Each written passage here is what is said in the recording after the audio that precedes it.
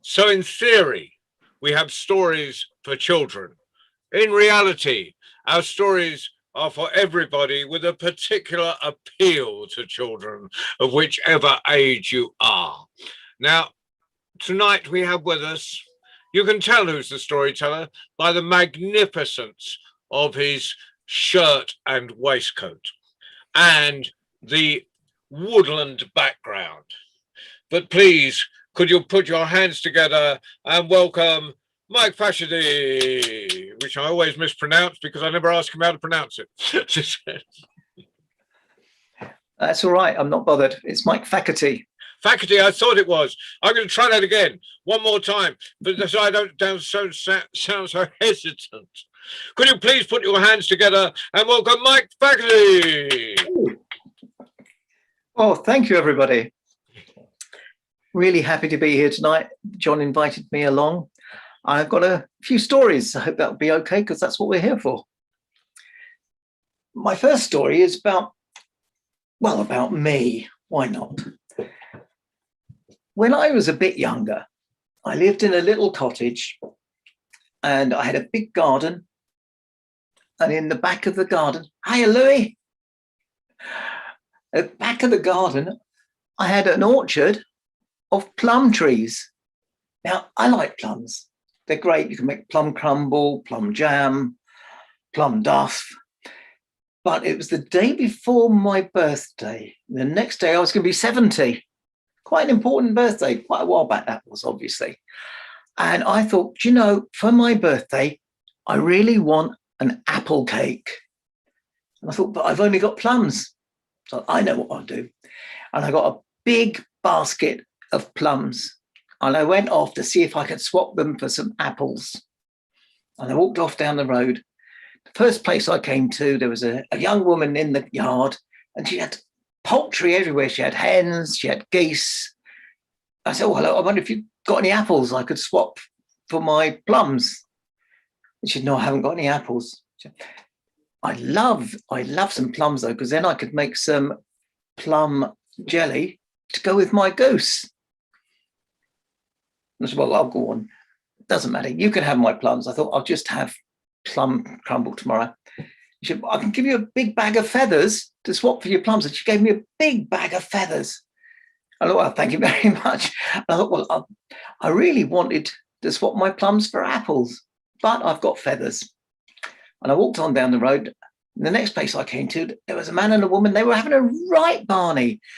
And he was saying, look, this is what you need. You need sheep's wool. She said, oh, no. You need cotton. No, sheep's wool, no cotton. I said, what's wrong? What's going on? And they explained they wanted to stuff a pillow. And they had either they got some sheep's wool or they got some cotton. And I said, well, I've got some feathers.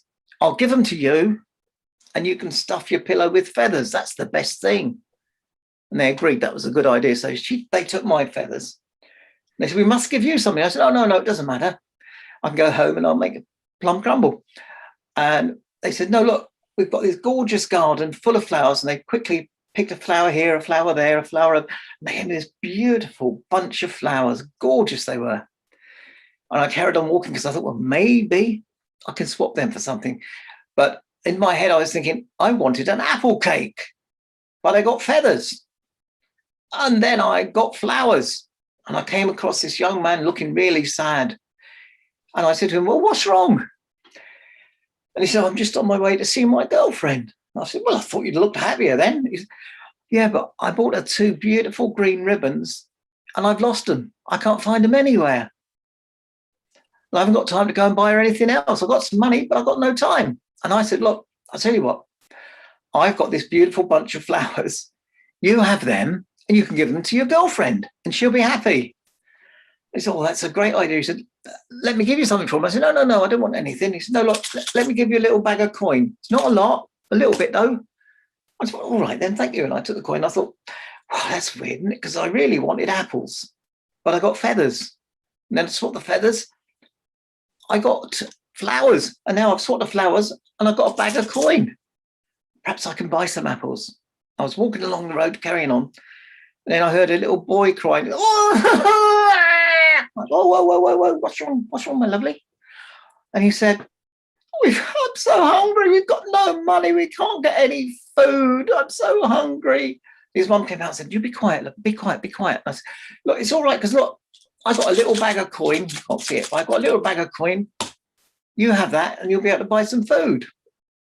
And I'll go back home and I'll make plum crumble. And the mum said, oh, no, we can't do that. I said, no, yeah, do that. Said, well, all right, but look, our dog's just had puppies. You'll do us a real favour if you take one of the puppies with you. And I said, all right, then I'll take a puppy. And I set off down the road again. I'm walking along with the puppy. And I came to a cottage, and the cottage had a garden full of apple trees. There was an old boy in the garden. He said, oh, hello. I said, hello. He said, can you chat for a minute? I'm really lonely. I'm desperate for company. And I said, yeah, I can chat for a minute. We chatted. And he was saying, I like that dog. If I had a little dog like that, I wouldn't be lonely ever again. And I said, well, you have the dog and that'll be fine. He said, well, I've got to give you something for it. I said, no, you're all right. He said, let me give you a basket of apples. And I said, well, that's weird because that's exactly what I wanted. It's my birthday tomorrow. And I thought I could have apple cake. He said, what a great idea. He said, and he gave me a basket of apples. And I went home. And as I saw people, I told them that I got my apples. And then the next day I got up early. And what do you think I made, Louis? I made apple cake. You're right. I made apple cake and it was gorgeous. The smell of the apples. And then there was a knock at the door. I went and opened it. And there was the old man that I'd met at the other cottage. And he'd come along and he'd made plum crumble. I thought, wow, this is really weird. And then there was another knock. It was the lady, she'd brought a goose. There was another knock. And it was the young couple and they brought some flowers. And everyone came in and we all met up for my birthday. And it was the best birthday I ever had. And that old man and I, we're good friends now. And he comes to see me. I go to see him and his dog. It's not a puppy anymore. It's a great big dog now. What do you think to that? And that's what happened. And that's a true story because, because it happened to me back when I was 70. Okay. Now, Louis, do you know the story of the gingerbread man? Do you know the true story or the one that the fox put about? I can tell you the true story. Yeah. There's this little old lady and it was going to be her birthday and she was doing the baking and she baked all kinds of cakes. What's your favorite cake, Louis?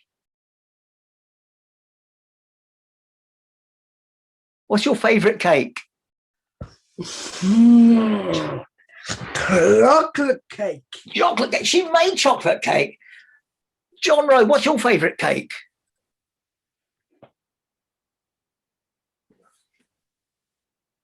Mute. Walnut and coffee. Oh, she didn't make any of that. But she did make a big tray of gingerbread men. And she took them out of the oven, put them on the rack to cool down, and she decorated them. And as she was decorating the last one, she was doing his buttons and his little eyes. The first one jumped off onto the floor and ran away. He ran out the door. And she called, stop, and chased after him. He went in the garden. And Louis, what do you think he said? Do you know that one?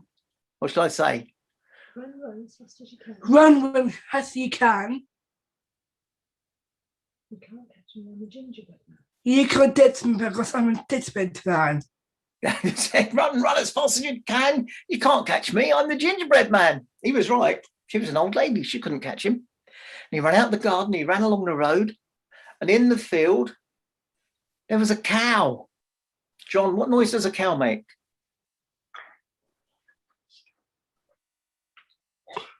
Bah!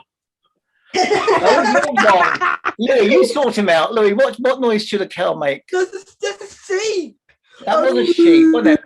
That's it, moo. Oh, I like the horns. So anyway, this cow went moo, moo, which you might know in cow language. That means stop, stop. And then little gingerbread man, he didn't stop. He kept running. And he called out. John, what did he call out? Stop children crossing. Louis, what is he like? He's dreadful, isn't he? Louis will tell you, right? There, go on. You tell him, Louis. Rowan has to go. He can't get me because I did it. All right, John, do you think you got that? We'll check later. Run fast as you can. You can't catch me. I'm the gingerbread man. You got it right. Not a great tempo, but the right words. And he was right. The cow couldn't catch him. Tried as hard as she could, but she couldn't.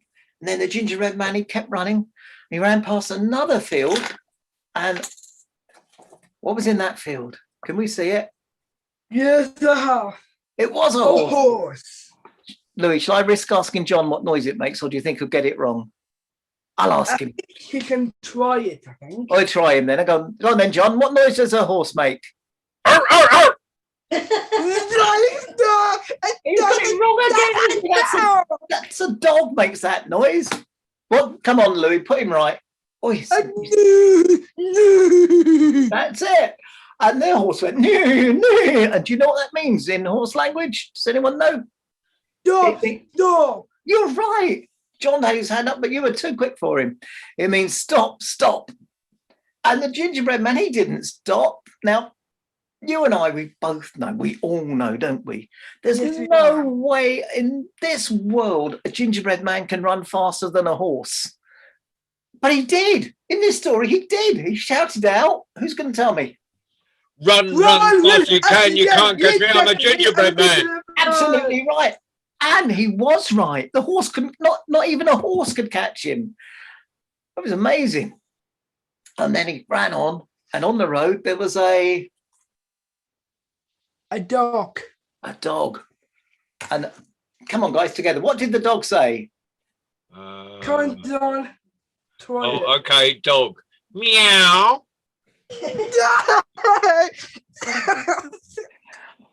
Honestly, really, what's he like? Tell us what that's it. Yeah. The dog said woof woof. John, that would have been a cat that would say meow. This was a dog. The dog said woof woof, which you probably know in the canine language, the dog language means stop, stop. Stop, stop. That's it. And the gingerbread man, he didn't stop. He called out, Run. Run fast as you can. You can't catch me. I'm the gingerbread man. that's it. Yep. And he was right. The dog couldn't catch him. And he carried on running. Oh, and then he ran through the woods and he met a fox.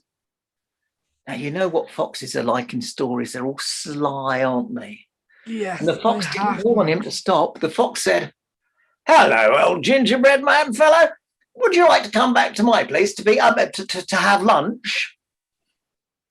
And the gingerbread man said, Run fast as you can. You can't catch me. I'm the gingerbread man. that's right. And the fox didn't even try to run. He just strolled casually along after the gingerbread man. And the gingerbread man ran round a bend on the path and came to the riverbank. He was stuck. He couldn't go any further. Can you see? Fox in the riverbank. Now, what was he going to do? There wasn't a boat. There wasn't a bridge. There wasn't a way to wriggle through. There wasn't a causeway. He was stuck. And the fox just came swaggering up and said, oh, gingerbread man, oh dear. You seem to be in a bit of a predicament. This is unfortunate. You're stuck at the river. Perhaps you'd better come back to my place for tea after all. And just then, there was a splashing noise. And round the bend of the river came a rowing boat. And in the rowing boat, there were two pirates rowing and a pirate sitting by a big chest. And the pirate who was sitting by the big chest looked across and he pulled out his pistol. I haven't got a pistol, but look, there you go. Pulled out his pistol and he said, right now, Mr. Fox, you better make a decision right now. Do you want me to shoot at you or do you want to clear off? Now, the fox is quite a sensible animal, isn't he? He cleared off and he put his pistol away. And he said, right, little gingerbread man, you've got a decision to make now. Are you going to stay on dry land, although it don't look like things are going well with you? Or do you want to come along with me and maybe become a pirate See, this is where we get to the true story, not that old story the fox put about. And the gingerbread man sort of looked back at where the fox had gone and looked at the boat, and he jumped on and he went with the pirates. And the pirates carried on rowing upstream till they came to a little tumble-down cottage with a garden. There were a few plum trees in it and a mulberry bush. And it came down to the edge of the river, and there was a sandy bit you could land a boat. And the pirate with the gun said, "This'll do, lads. Let's jump out here." And they pulled the boat in, tied it up, moored it, to use a real word, and they went into the garden and they carefully dug up the mulberry bush and moved it, then dug a big hole. And the gingerbread man said, "What are you doing?" And the pirate said, "We're burying treasure." And he popped this chest down into the hole, and it had gold in it and jewels. And they buried it again and put back the mulberry bush so no one would know where they buried the treasure. Quite a clever idea, don't you think, Louis? No, I don't think so too, Mike. And you got, no, right. Well, they thought it was a good idea. And then they put the mulberry bush back, and they got back in the boat and they started rowing back. And the pirate was thinking, he said to the gingerbread man, "I've got a proposition for you, young man. We're a bit short on crew. Why don't I take you back to our ship, the good ship Zanzibar, finest ship that's ever sailed the Spanish Main. Why don't you come back to our ship and I'll have a word with the captain. Captain Roberts is a very fair man. I think there's a good chance he'll take you on as a member of the crew because it don't look like you're doing too well on land." And the gingerbread man agreed. So he went back to the ship and he helped him up the rope ladder up the side of the ship onto the deck. And there stood Captain Roberts. Captain Roberts says, "Oh, you're back, Mr. Pegg. Good. Now, did I mention that this pirate had an eye patch?" I think I forgot to tell you. Anyway, he had an eye patch. And that's it. And he says, Mr. Pegg says to the captain, Captain Roberts, he says, "Captain, we've been a while. We've buried the treasure. And I've got a possible new member of the crew here." And he pointed to the gingerbread man. And Captain Roberts said, "He's a bit little, isn't he?" And Patch Peg said, "He is small, but he is fierce. And he can run. Gosh, he can run." And Captain Roberts said, "Well, there's not much call for running, is there, on a ship?" He said, "But let's give him a chance. We'll give him a chance. He could be the cook. Now, we're short of a cook, so if he does well, that's fine. But if he can't make dinner, he'll make pudding." Uh-oh. And so Patch Peg said to the gingerbread man, "What do you think?" And the gingerbread man said, "I'll cook and cook as well as I can. It will be great. I'm the gingerbread man." And he went down to the galley and he started cooking. And I tell you what, he made a supper that the pirates all loved. They said it was the best food they'd ever had. And the captain got out his money and he pulled out a gold coin. And he said, "That's yours, little gingerbread man. That's your signing on bonus. You're in the crew now." And gave it to him. And that was how the gingerbread man joined the crew of the Zanzibar, the finest ship that's ever sailed the Spanish Main. Well, I think that's perfect, and that is the way of getting away from foxes, because Baba C would tell you that if you argue with too many foxes, you're in a huge amount of trouble if you're by yourself. Oh. Isn't it? So the gingerbread man found some solidarity amongst the pirates. Brilliant. He found a good job. He stayed there for a long time. Do you like that version of that story, Louis? That's the true story. I do indeed, Mike. It's a nice change, isn't it, from the fox eating him? Now, John, have I time to do another one? Of course, there's always time for another story. Excellent. Besides, Baba C's only just joined us. That's true. You might, wouldn't it? We need, because some children like me and Baba, we grow long white beards. You see. Very clever. So It, so, and and we'd hate to disappoint a child. So, Baba, you need a story. Okay, there we go. All right. Well, here's a story from Ireland, and I'll try to avoid doing the accent because I can't do the accent. Work. I really try not to, but sometimes I lapse into it. Louis or John or Baba, can you tell me if I do? So I'll stop and go back to proper. I will, my Good man. Okay. So it's about Connor. I don't know if you've ever met Connor. He's normally a really happy-go-lucky fella. But this one day he was walking along with a face you could trip over. He was so miserable, so miserable. And he wasn't watching where he was going. He tripped over. He fell forward. He had a full head of hair, not like me. He fell forward. And his hand, as it went down, caught on something. He could feel it moving. So his hand sort of automatically tightened. And when he looked, it was a leprechaun. He'd fallen over and accidentally caught a leprechaun. And he was amazed. He said, "Oh, I'm sorry about this."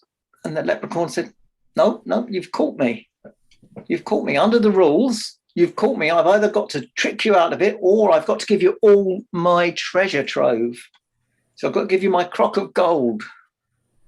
And Connor said, "That's all right. I don't want your gold. That won't do me any good." And the leprechaun said, "You're normally happy. Why are you looking so miserable?" And Connor said, "Oh, I had the misfortune, I had the bad luck to find 2 green silk ribbons." And the leprechaun said, "Well, that sounds like good luck, find 2 silk ribbons." And Connor said, "Well, yeah, but you don't know the story." And the leprechaun said, "Well, tell me the story." And Connor said, "Well, do you know Siobhan?" And the leprechaun said, "Oh, yeah, I know Siobhan. She's beautiful. She's got emerald green eyes, lovely dark hair, beautiful skin. And she's so kind as well. She's a lovely girl." He said, "Yeah, well, I'm in love with her. And the leprechaun said, "Well, that sounds good. Yeah, and she's in love with me. That sounds even better." Her father, her old fella, he doesn't love me. He loves her. And he said to me, I asked him if I could marry Siobhan. And he said, "Not really, but I'll give you a year and a day. And if you can save up a guinea, you can marry Siobhan." But Louis and Baba, a guinea is like just over £1. And in the days I'm talking about, that was a lot of money. Okay, just over £1. And, well, £1 and a shilling. And so the leprechaun said, "Well, okay, so what happened?" He said, "Well, it's tomorrow I have to give him the guinea." And he said, "And I actually had it all ready today." He said, "Then I found those blooming ribbons." He said, "Well, what? Still don't see why that's wrong." He said, "Well, when I got to the village, there was a fair on and there were peddlers. And one of the peddlers, he had this gorgeous silk purse, just the right colour for the ribbons. So I bought it for Siobhan. I thought she'll love that to go with the ribbons." And he said, "And then I noticed he also had a silver ring with a little chip of emerald on it." I thought, God, that's just the colour of Siobhan's eyes. And I bought that as well. And I thought Siobhan's going to be so happy. So I took the ribbons and the purse and the ring, and I still had a shilling left in cash. I took those to Siobhan's dad. And I said, "Right, I've saved up a guinea." And he said, "Show me it." I said, "Well, I haven't actually got a guinea in cash, but look, I've got this purse and this ring and a shilling in cash." And he said, "Well, no, this won't do. I told you to bring me a guinea." And I said, "Well, you said to save a guinea." "No, I have saved a guinea, but today I spent some of it." He said, No. A guinea saved is one thing. A guinea spent is not a guinea saved." And he sent me away with a flea in my ear, and that's why I'm so unhappy. And the leprechaun said, "Well, I'd have thought your best bet then is to take my treasure, because then you show him you've got the money."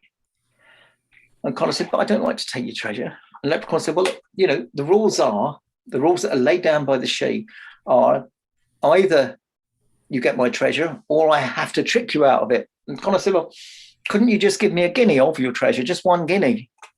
That'd be enough." And the leprechaun started shaking his head, and Connor said, "Even £1 would do, because I've still got a shilling." And the leprechaun shook his head and said, "No, I've got to show you where the treasure is."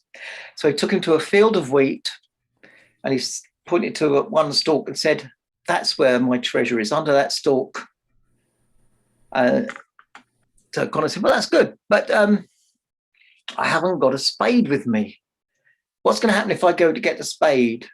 He said, well, the leprechaun said, well, I'll trick you out the treasure, won't I? I'll move it or something. And Connor said, well, I don't want to do that. Can you promise me you won't move it? And the leprechaun said, all right, because you've been good, I'll promise you I won't move my treasure. And Connor was about to go, and he said, but how will I remember which stalk of wheat it is? And the leprechaun said, you could bend it. And Connor said, yeah, but what's to stop you bending the others? And the leprechaun said, nothing. He said, what you could do, he said, I'll make you a promise that if you want to, you slip one of the ribbons through the ring and tie that around your neck so it's close to your heart, but put the little silk purse on the other ribbon and put the shilling in it and tie that to the stalk. And I promise you, I won't do anything to the stalk. I won't move your stuff. I won't let anyone else but you see it for now. And, you know, that'll be that. And Connor was trying to think it through. And said, so you won't move my stuff? He said, no. He said, you won't move your treasure? No, the clock of gold will stay there. And Connor said, well, I can't see how you trick me, because whatever you do, I'll know where your treasure is. Okay, I'll do that. And he went away and he got a spade. And when he got back, what the leprechaun had done was, on every stalk of wheat in the field had a ribbon on it and a purse with a shilling in it. And Connor said, oh, you've tricked me. I don't know which one it is. But if I wait till the morning, all the fairy magic ones will go and there'll be the real one. And under that, there'll be a crock of gold. And the leprechaun said, no, they're not going to disappear. Every ribbon, every purse, and every shilling is here to stay. And Connor said, so what's to stop me taking all the shillings? And the leprechaun said, nothing at all. There's nothing to stop me taking the ribbons, the purses, and the shillings. They're all yours, and you don't get my treasure, because that's my trick. And so Connor said, thank you very much. And he took all the money, and he took all the ribbons and all the purses, and he went away a rich man. And he was so rich that Siobhan's dad was happy to let them marry. And once they were married, Connor bought that field of wheat and never, ever grew anything in it. He left it fallow so no one would disturb the leprechaun. And that was the way he said thank you, the leprechaun's trick. There you go. Thanks, Louis. Hey. And Louis, do you know, it says I'm muted. No, I'm not. Louis, do you know what a shilling is? No, I think A shilling is 5 pence. No, it's 10 pence. Okay, 5 pence. 5 pence. It's 5 pence. Yeah. It's 5 pence. And they used to be, the 5 pence pieces used to be Quite big. quite bigger than they are now. And that was the same size as a shilling. Have you got one? That's a 5p now, not an old one. Yeah, so that's a shilling. So 21 shillings makes a guinea. So anything over the 21, Connor could keep. Fantastic. Now, So I have a question. Yep. So you were talking about a guinea, right? Yes. So does this story belong in the Guinea Book of Records? No. Got another one, Louis. Louis, have you met Babasi? Louis? yes, I have. Yes, I have. Do we Yes, want Babasi one Friday to come and tell stories for children? Yes, please. Yeah, but he's the You best. want me to ask him? If I ask him Yeah, publicly, it'll that's what embarrass he him said. if he says no. Right. so no pressure, Babasi, but would you come one Friday? It won't be till the end of May, beginning of June time, but would you come one Friday and tell stories? I want you to understand something. Louis cemented my response because now I don't have much of an ego, but if I did, he just stroked it into a fire. He said yes because he's the best. So of course I'll be here. But Louis, you got to be here too. No deference to Mike. But Louis, you got to be here too. Or I will be here. Louis is with us every Friday. Louis So I is- have one small question, John. Is there a way you can send me a reminder? Yeah, I'm going to have to work out the date because I've got a couple of dates in mind. It'll be either the end of last one in May or the first one Friday in June. All right. I've got so it's a little way off, but when I'll confirm it with you. All right. And All then right. and then I'll remind you the day before and the actual day and probably the week before. Okay, I'm looking forward to that. Because if your memory's like me, What memory?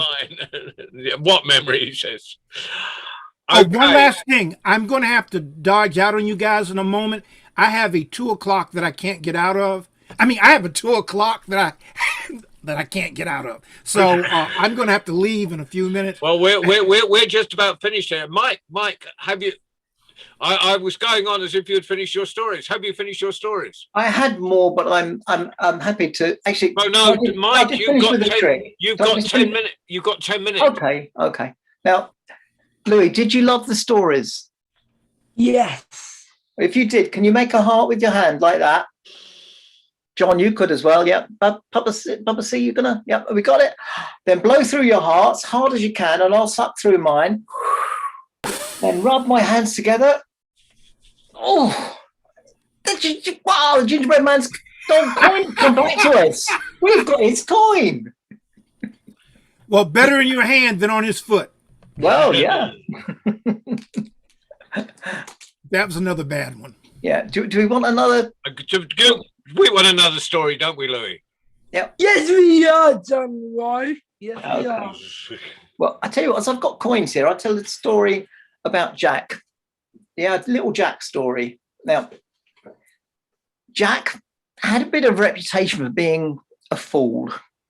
He wasn't a fool at all. He was just a little bit different in his thinking. And one day, one of Jack's friends went to the market. You remember the market where the peddler was? With another boy. And the other boy said, oh, there's that bloke Jack. Watch this. He's such a fool. Look at this. Look at this. He goes over and says, Jack, I've got 2 coins. I've got a big coin and I've got a little coin. Which would you like? Which do you think Jack would take? The big one. That's right. That's exactly the coin. He said, oh, I'll have the big one. Thank you. And he took it and put it in his pocket. And his friend's friend went away laughing. And Jack's friend came up and said, you were silly because the coins they had, you had a big coin and a little coin, but the little coin is worth more than the big coin. The little coin's worth twice as much as the big coin. Jack said, yeah, but so far this week, I've been given 5 of the big coins. I don't think I'd have had ever anything more than 1 of the little coins because they stopped asking me. And you see, Jack wasn't a fool, was he? Although they thought he was a fool, he was quite right. He would take as many big coins as they liked because he knew if he took 1 little coin, that would be the end of it. No one would give him another coin. So who was the fool really? Jack for taking the coin that wasn't worth as much? Or the fellow who was giving it to him? Not Jack. The other one. The Absolutely. bullies. The bullies. Yes. And should we call that a day? Well, Mike, it's been fantastic. Louis, shall we give Mike a huge round of applause? As mate, clap and cheer and shout. Oh. Thank you very much. Hey, Mike, in America, we have a similar situation. We have a dime that's worth 10 cents and a nickel that's worth 5 cents. But the nickel is about 2.5 sizes bigger than a dime. Yeah. You know. Yeah. But I would use the dime, otherwise it'd be a dime shame. Oh. No, I don't want to look at dime you today. But that pun made sense. Yeah. Now, this is before we go. I've got to announce Sunday, which is our worldwide story round, 6 o'clock UK time. Everyone is welcome to come and tell a story. it's not compulsory, Babasi, but I'll be most upset if I don't see your face there. I'll be most upset if I don't see my face there. I'll send you a message on Saturday or something just to remind you and everything. Would appreciate. Lovely. Well, thank you very much thank you. Of course, Louis, you Yes, are, John? you know, it's not Mike or Babasi or me. You are the true star of Yes. Friday nights. Yes. Yeah. Louis, Yes. Louis, can you do me a favor? Yes, you remind- Mike. Can you remind John of what noise a dog makes? Because he's rubbish, isn't he? Should we Yes. check first? No, it is actually a woof woof. Do you remember that now, John? What does a dog make? Woof. That's it. Not meow or No, bark. no, no, but no, no. woof, Well, woof. if a dog Got goes it. woof, where does a woof go? It goes woof as well.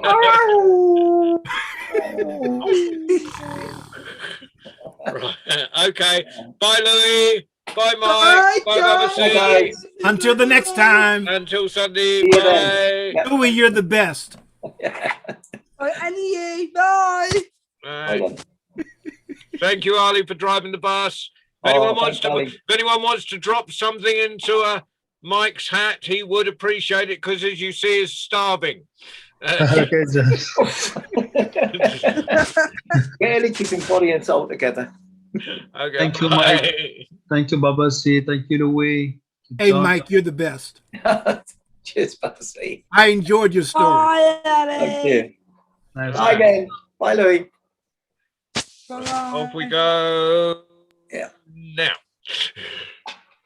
There we go. Well, John's gone. We're still John's here. gone. I think I'm going to sign out now. But John's everybody gone, but have a I think we fantastic all need to Friday. sign out. Yeah.